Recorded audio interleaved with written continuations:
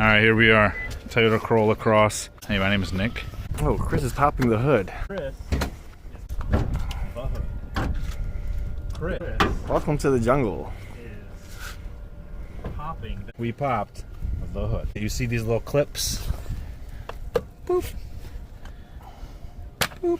All right, and then you just tilt this up, and then look at this right here.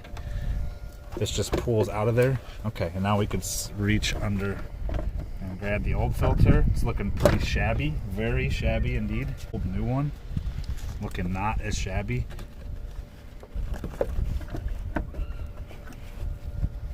And look at, this is the important part. There's these two pegs right here.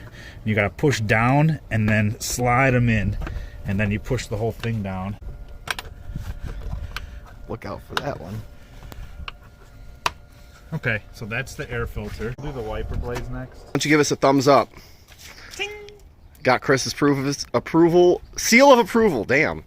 Don't forget to like, and don't forget to subscribe. That did not come out as good as you wanted it to. And please tell me what I did wrong, because I know somebody thinks I didn't do it good. You did a terrible job. Why don't you type in the comments, what's your favorite grilled cheese sandwich recipe? All right, thanks.